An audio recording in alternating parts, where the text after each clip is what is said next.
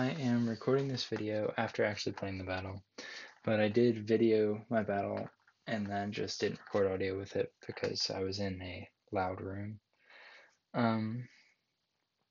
So I'm back here again. So we're playing Rocker and the Buffalo Bouffalant.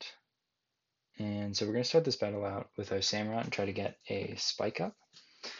He leads Donphan, probably trying to get his rocks up, so I'm just going to flip turn out here, get some chip on the Donphan, or anything switches in. So we get a little chip on the Hydrapple. It's unfortunately 4 times resisted, but it's okay, because we can go into Charizard, and as long as this thing's not AV or max Spadef, we're going to be able to get a...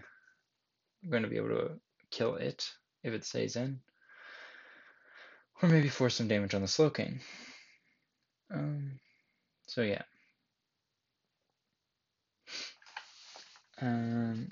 So here, I'm just going to Mega Evolve, go for Weather Ball, hopefully KO it.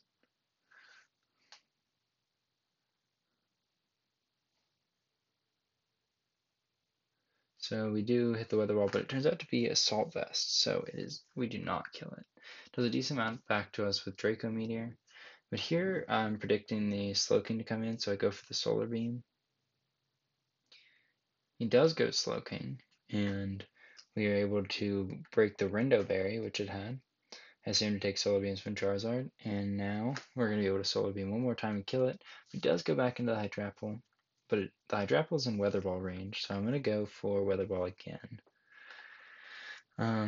He goes back into the Slowking to resist the Weather Ball, and at this point, there's one turn of Sun left, and I'm like, he's going to predict me to predict him.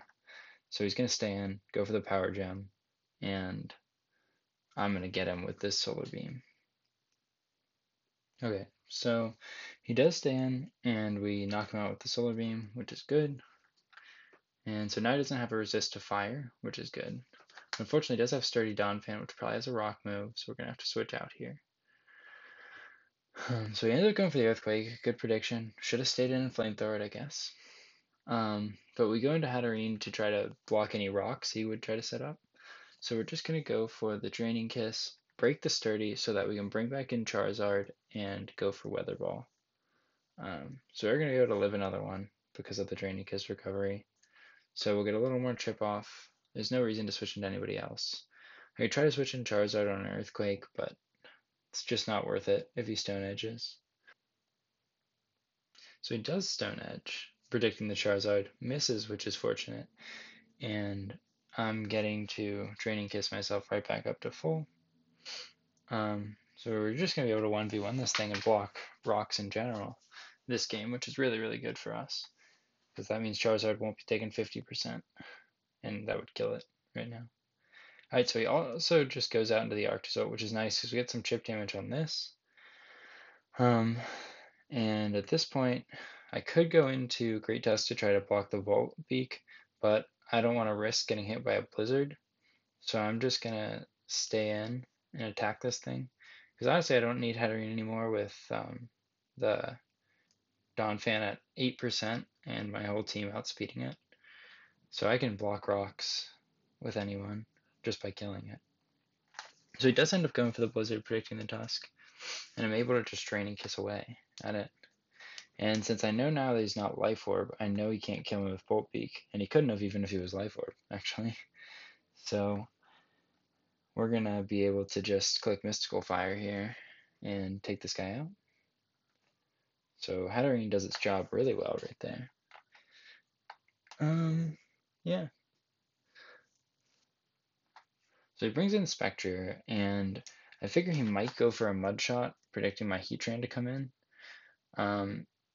And I don't really want Heatran to take any damage, so I'm just going to stay in Psyshock, because I know Heatran, once it Terra Normals, can wall this thing, even if it is at +1. So he does go for the Mud Shot, actually, and I get the Psyshock off, which is good.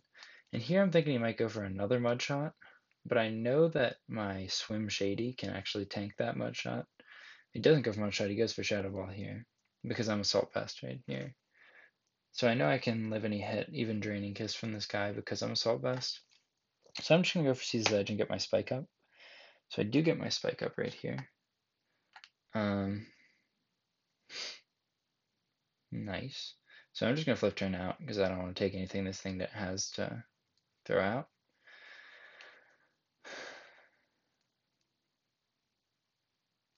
Yeah. So get a crit, does an extra 2%. We go Heatran because I was like, there's no way he's going to Earth Power on that turn. So he doesn't Earth Power on that turn, luckily. We're able to get in, we're able to Terrasilize and go for the Magma Storm. So, and we do land the Magma Storm, which is nice. So we trap this guy in so we can kill him with a Flamethrower next turn. And then he goes for the Earth Power, but we only take 17% after healing. So we're able to kill him with the Flamethrower, which is nice. So now he brings in Urshifu, and I go into Great Tusk because my Great Tusk is here to counter the Urshifu. And he does all this damage. I think I looked after in his Choice Banded Urshifu, and that's why it did so much with close combat. His Choice Banded Jolly. And then, so here I'm thinking he could go Spectre. That seems like kind of a risk by him. I'm just going to click Body Press to force this thing out, because I also can just go into Heatran on Spectre. I'm not super worried about it. So he does go Spectre here, and I'm just going to go Heatran because I'm a normal type. I do a pretty good job of walling it. He goes for Draining Kiss, probably predicting the Samurott. Or maybe he just wanted some healing. So here I'm going to go for Flamethrower, predicting a potential Urshifu coming back in. But it's kind of a throw because he actually has Calm Mind. I didn't really see Calm Mind coming. So I should have just I should have just Dark Pulse, but luckily I'd chipped him enough earlier that I could just kill him with Dark Pulse right there, which was good. So he goes into Urshifu, and here I'm thinking, I in the moment didn't know it was banded because maybe I could have played around it differently if I was thinking that, but I was like, there's no reason to throw this game. Let me just sack this guy and then we'll go into Tusk, take a hit and kill it. So I Flamethrower, he kills me, and I'm just gonna go Great Tusk and finish this guy off. So I just go for the Body Press, and that's that. We kill the Urshifu and win the game. So GG's Rocker. So after this game, we end up. This is the updated standings, by the way. These ones are updated. We are 5-0 in the league and number 1 in the league. So we just beat Buffalo Bouffalant, who's number 2, and that bodes pretty well for us. So hopefully we're gonna be able to hang on to the number 1 seed and go into the playoffs strong. We do have 8 weeks in the season, so I guess we'll see how it goes. Unfortunately, Spectre is first in kills, tied with Dragapult and Archaludon, with Charizard Y hanging out down here at 4th. But Charizard's going to come back. We're going to find a way to get him some kills, and it's going to go well. So with that, I'll see you guys next week.